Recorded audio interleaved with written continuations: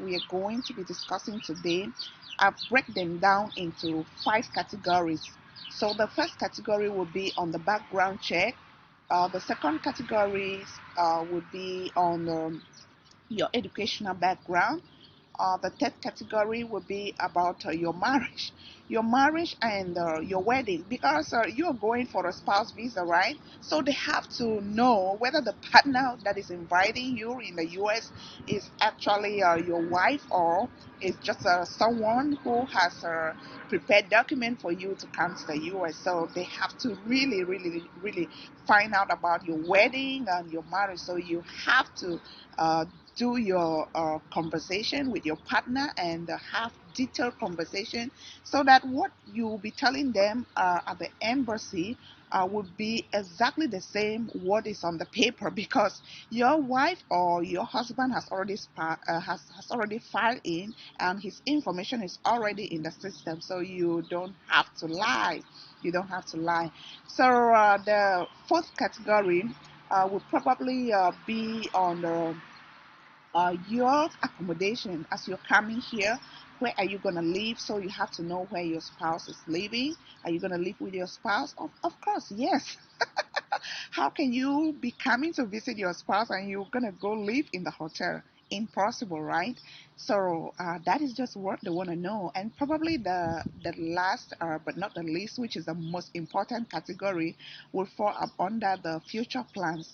So when they talk about future plans here, we are simply talking about what you and your spouse you have um, at hand, that you will be doing upon graduation, because you're coming here to study, and you're not going to stay here throughout after your graduation, right? So you have to get a plan. What plan do you have at hand? That is the most important question that you have to actually discuss with your wife, and have a detailed conversation about it, because it's very, very necessary. They want to see that you guys, you're not just using the F2 visa as an opportunity for you to move completely to the US and establish and stay there, and you begin to make your family, right? Yeah, so they want to know if you have any home ties that will actually take you back home upon graduation. Let's dive straight into our questions. So as I earlier said, the first step will be background and profile. So when we talk about background and profile, when you get to that little window in that special morning or special afternoon, I don't know what time you're going to be going to that window. So you probably might not know the first question that the officer will ask you, but it's always very important. Yes, as I always, it is always very important to prepare and prepare very well, so that at any point in time, any question that comes up, what time of the day it could be, or what what category it could be, you will be able to have a good answer to give to the officer without thinking twice or without fumbling. So they can ask you any question, and as you know, the interview usually take about 30 seconds to 3 minutes. Yes, within 30 seconds to 3 minutes, your decision will be made whether your visa will be granted or not. So you probably will not know the first question that they will ask you. So the first question could be, tell me about yourself. So with this question, you're not going to talk about your birth, where your mama, where you were put to birth, and what your mama did not do, what your papa did, your friends that you grew up with. No, that's not what you're supposed to say here. Here, you just need to just tell the officer straight where you're coming from, your country, um, probably your name, and just let the officer know what you're doing. That is all. So be straightforward and just be natural, be honest to yourself. So we can have the second question, like how many siblings do you have, since you've talked about yourself. If you have one, just say one. If you have two, say two, right? If you don't have any, just be honest and tell the officer, no, officer, I don't have any sibling. I'm the only girl, I'm the only boy that my parents have. That's all. Yeah, because they will not go further to ask you, why don't you have siblings, right? So the third question could be like, okay, now that uh, you want to travel. So have you been working? What have you been doing? So you just need to let the officer know, like, okay, how long have you been working? I've been working for 5 or 10 years, and that is also a good um, um, um, that's also a good point to let the officer know that, okay, this person, they've saved a lot of money to take care of their trip and their stay in the US. If you're a student, just let them know that I'm a student and what you've been studying. So it's very good to be honest and just tell the truth. Okay, yes, you might watch videos on YouTube on what people say, but what others say might not be the same as you. And you know, these officers, they've interviewed thousands of candidates, so they know answers that you just go online and you memorize, which is not what they want. They want you to be you, just be natural. So they might ask you what will happen to your job while you are in the US. Yes, since you let them know that you're working, so you just let them know, okay, I've had a discussion with my boss, and there will be a substitute for me while I'm in the US. So immediately I come back, I will be able to continue with my job. Just let them know, like you have a conversation with your boss already, so that it shouldn't be something that you just abandon your job and you want to fly to the US because you miss your spouse, right? Be honest to yourself, okay? So let's go straight to the next category, which is your educational background. So your educational background here has to do with questions like, what's your level of education? Yes, coming to the US, at least you should be able to express yourself. And what Americans they like is people who are bold, people who can look straight into the eye and talk to officer or talk to anybody without being afraid or being timid. Yeah, they don't like people who are timid. So they would like to know your educational background, which they might not even ask you, but it's always good to prepare. What's your level of education? If you have for a bachelor's degree, if you have a college degree, if you have for a master's degree, a PhD, just let them know and where you studied. That's all. Where is your spouse studying in the US? So this is very important. This has to still do with knowing your spouse very well. You have to know the institution that your spouse is studying there in the US. Know exactly when your spouse started the course where she is studying. So which course is your spouse studying? You should be able to know.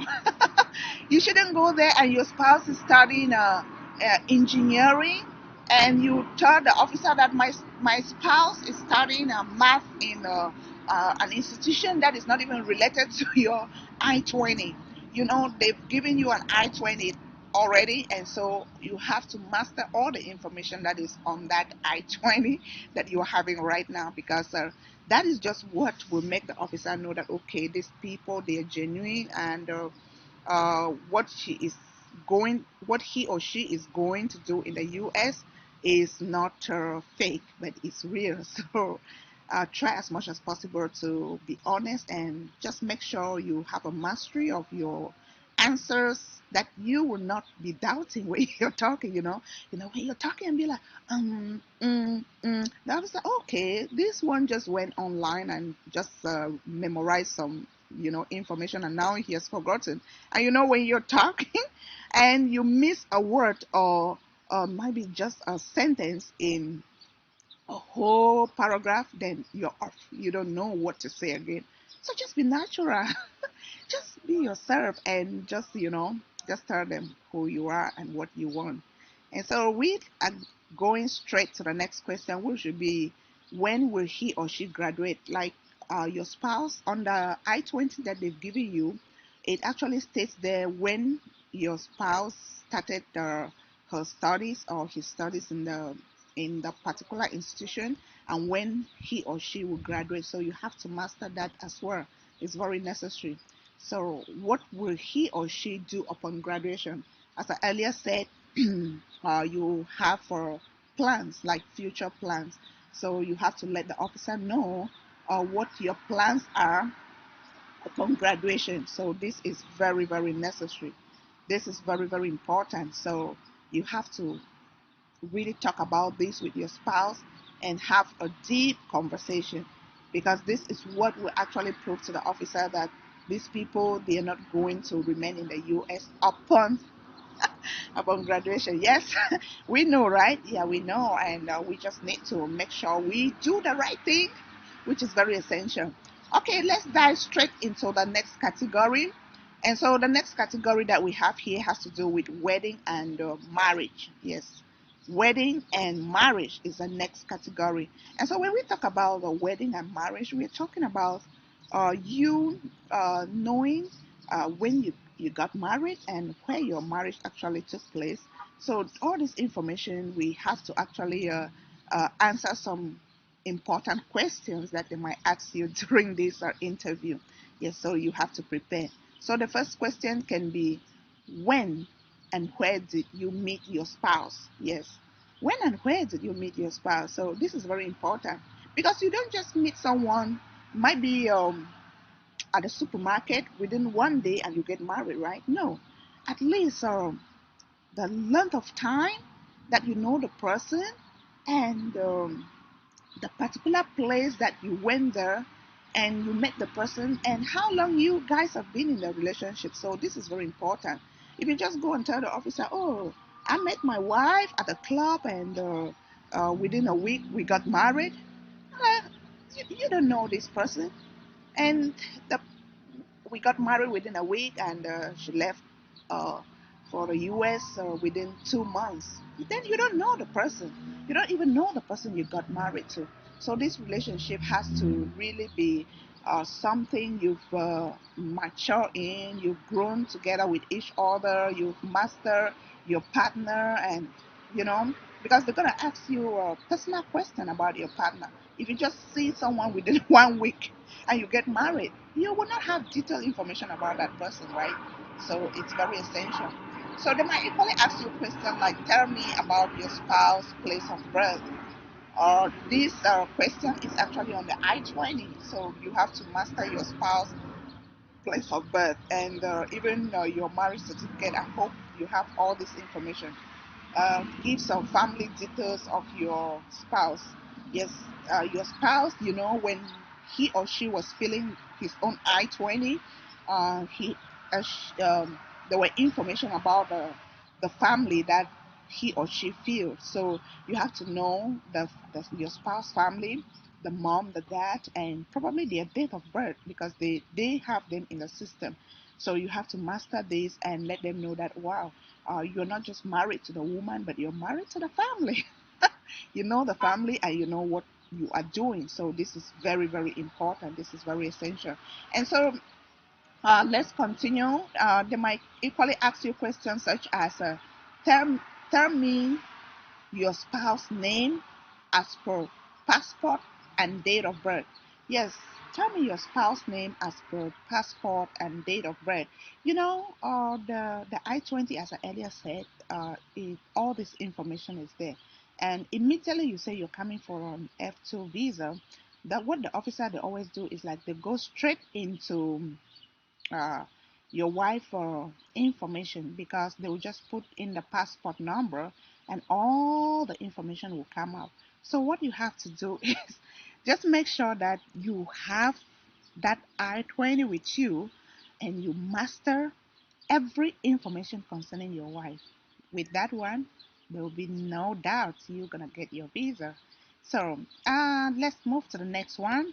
You could equally be asked, what's your spouse's favorite color? You should know your spouse's favorite color, right? You're living with someone for a year or 2 years, 3 years, or you've even been in a relationship for close to 5 years. So you should be able to know your wife's favorite color. If you don't know your wife's favorite color, then what do you buy? when you want to buy something for her, what do you buy? And you should be able to know that. You should be able to know your spouse hobby. What does he or she likes to do? Um, Apart from studying, what does she like again? So you should be able to know that. Know your wife or your husband favorite food. What is that particular meal that when he or she is not in a mood and the food is presented, he will be in a good mood to talk to you and even dance with you. So you have to know all these things. They are basic information, and they are very essential. You never know what they're gonna ask you, so it's always very important to just have a mastery of all this. So the next category that we are going to talk about is accommodation. Yeah, accommodation is very, very necessary as well. As you're coming here, you're not coming to live under the bridge or under the hot sun. It's already summer here. You're coming to live in a home, and probably your wife mm, or your husband has been here for a couple of months or years. He will not be living on campus or at a hostel or in a hotel. So you have to know exactly where you're going to live. Is your spouse living on campus or off campus? And if uh, any of them, why? So you should know where your wife is living and where your husband is living. So if your husband is living on campus, you just tell them he's on campus, and that's where we could afford. If it's off campus, then you tell them she's off campus because as I'm going there, we need to have our privacy. That is why she has to leave the campus to stay off campus. Yeah, and be honest and just tell the truth. What's your spouse home address? Since you said your house your spouse is living off campus, you should know your wife house address. Where does she live? So you should master all these things because they might ask you, what would you be doing in the U.S.? Are you planning to work in the U.S.? According to the law, F2 holders are not supposed to work in the state. Yes, it's illegal to work here. So you have to know that. You have to explain to the officer that, officer, you know the law already, that the law does not allow you to work as an F2 visa. So you're coming here purposely to give your spouse the necessary support that he or she needs, which is might be in the house. You have to make sure you go for grocery shopping, you cook, you do the household chores, and you give your spouse the emotional support and the psychological and the social support that he or she needs, so that she will better focus on her studies, right? Yes. So just tell them, our daily reality, what we do in the house as a spouse. What do you do? So these are very essential things that you have to really practice and let the officer know that yes, you are really you know what you're doing, and you're not just going there to uh, just steal yourself and you begin to make some dollars. So you should know the law and know what the law requires of you. So let's dive to the next question, and the next one will be, how are you going to fund your stay in the US? Yes. Hey, they ask you this question: how are you going to fund your stay in the US? This is very, very essential. Uh, you know, uh, dollar is very, very high. Living expenses here is very high. It's very costly living in the state. So if you're coming as a F2 spouse and you don't have enough uh, income that will support you, then you'll be stranded because your spouse is still in the school. He or she might not be working, or even if she's working, maybe it's just for 20 hours per week, which that one can only take care of the living expenses. What about paying the bills and all the things? So you should be able to know how you're going to fund your stay in the US, who is sponsoring your stay. Is it your parent? Is it your spouse? Because yeah, your spouse could also sponsor you, but yeah, it's important to have the third person, or your savings that you've made. But when you're coming as an F2 visa, they will not allow you to sponsor yourself. Somebody, the third party, should be the one to sponsor you, because they want to know, like, okay, what if something happened to you? Who's gonna take care? So those are very, very essential things you have to take note of. So the next one might be, apart from your spouse in the US, who do you know again? Who do you know in the US? So you have to be honest. Yeah, don't tell your friend, oh, I know a friend, a brother, we were working here together, so she left for the US 2 years ago or 5 years ago. And who, what information do you know about that person? That person left. She's not there. You don't even know. Maybe you don't even communicate with that person. So just go straight to the point. Officer, I don't know anybody. The only person I know in the state is my wife or my husband. That is all. So you should be able to be honest and tell just the truth. So let's go to the next category.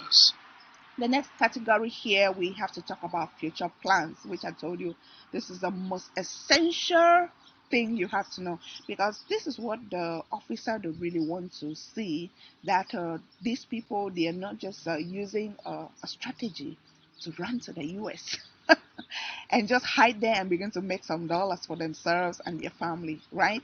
So they want to see your future plans. And you know, the same plans that your wife actually submitted when he or she was going for the F1 visa.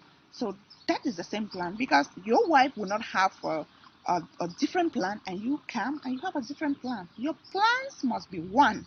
If your wife has told the officer, when if your wife or your husband has told the officer that, okay, when upon graduation, this is the plan that I have back home, to establish an enterprise, or to open a real estate, to continue with my career as a blah blah blah, yes, then you have to just make sure you stick to that future plans. So what why should I give you this visa? Yeah, so the, that could be a question that will relate to your future plans. Why should I give you this visa?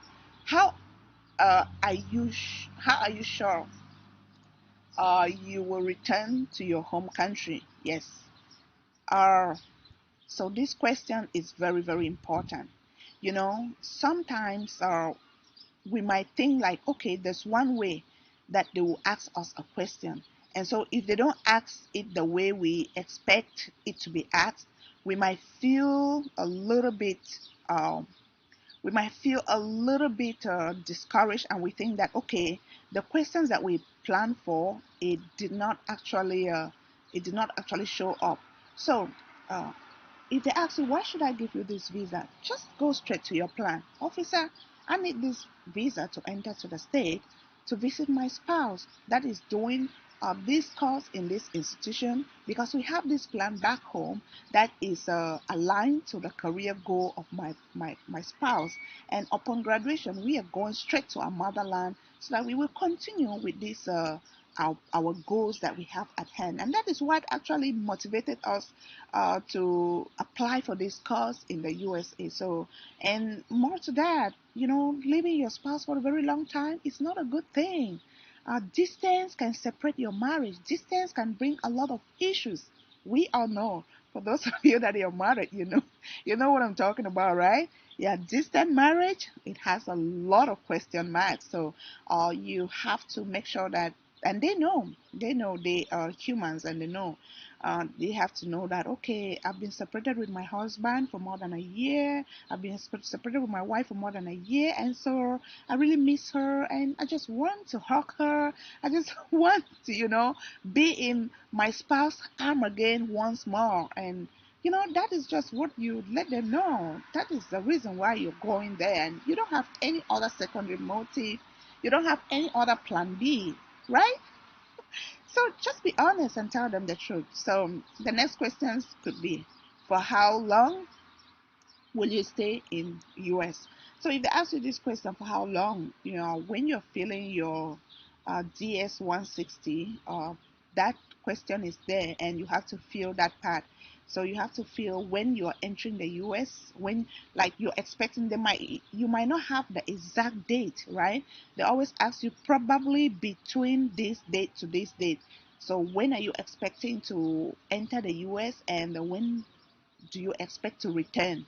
So you should be able to know. You should be able to know. Just don't just let them know, oh, okay, officer, I will think about that. And because for now I haven't have a discussion with my wife or with my husband when I'm gonna return. No, no, that is a red flag. That is a big, big red flag, and you shouldn't do that. So you could have the next question like, why do you want um, why do you want to be on an F2 visa? Yes, you want to be on F2 visa because that is the only visa that can permit you to enter the US to visit your wife, because your wife is already on an F1 visa.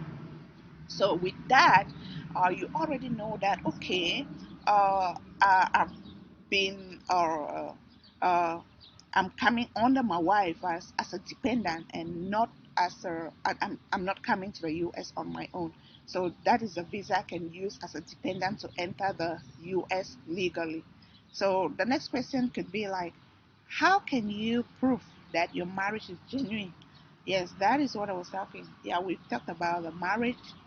So you have to still prove, mm, the most essential document that you have to take there is your your passport, your DS 120, 160 form that you fill, or your visa fee, um, your your marriage certificate. Um, my um, my advisor told me here that you need to take equally alongside your letter of invitation, or your spouse sends you the I-20 with your letter of invitation. So you have to take your invitation letter. You have to take your I-20, the F2 I-20 and the F1 I-20. You have to make sure you take some photos. Yes, some wedding photos between you and your spouse. Probably not only wedding photos, maybe some photos that you were also dating when you were still dating, still hanging out in the club, or going to the church. You were dating and you could take some nice photo. So you could also have those photos printed together to show that your marriage is actually genuine, and you're not faking. You're just going to meet someone that you've missed so much and you can't wait to be in their arms once more. So you have to let them know that. And your marriage certificate, very important. Yeah, your marriage certificate. So when they ask you, how can you prove that your marriage is genuine? You said, officer, I've known my wife for about 10 years, and we got married for about 5 years, and we have this blah blah blah, and this is our marriage certificate. These are some photos that we took during our wedding and during when we were still dating, and so on and so forth, right? Yeah, that just let them know that, okay, this is what we're talking about. That is the marriage album. So you have to go there with your marriage album to actually prove that your marriage is genuine and you are not lying. And your entry to the US is also genuine, and you're coming there just to make sure that you have a good time with your partner while your partner is studying, and you will support your partner the most uh, possible way that you can, so that your partner can, succeed with good grades, and you see flying colors, and for you to return back to your motherland, uh, you know, with beautiful future plan ahead of you and your family. So that is just all. With all this, you're set and you're good to go. And as I earlier said, don't be panic. Be natural. Just be yourself. It doesn't matter whether your English might not be perfect. Don't try to fake your accent. Okay? There are so many people here in the US that they can't even speak English. Do you know that? Yes. Most often when I go out, I use a Google map to actually search for location. Sometimes I will get lost. But what happened is that when you meet somebody, I'm like, please, uh, where do I get to Target from here? They will just tell you, I can't speak English. I don't speak English. So just be yourself. If your English is just so, if your English is not perfect, just just practice your question the way you can try to answer the way you can. And so the officers will understand you. Yeah, they are not there to judge your accent. Yeah, don't try to fake an accent like try to let them know like, oh, I can speak like an American. So no, that will not give you the chance to get the visa. So just be yourself. Thank you. Yes. So with that, we thank you for watching this video, and we would like you to subscribe to our channel. Yes, we really love you. If you like this video, we will plead with you to subscribe and share this video to anyone who might need this information in one way or the other that will help them get their F2 visa and enter the US legally. Love you. Bye bye.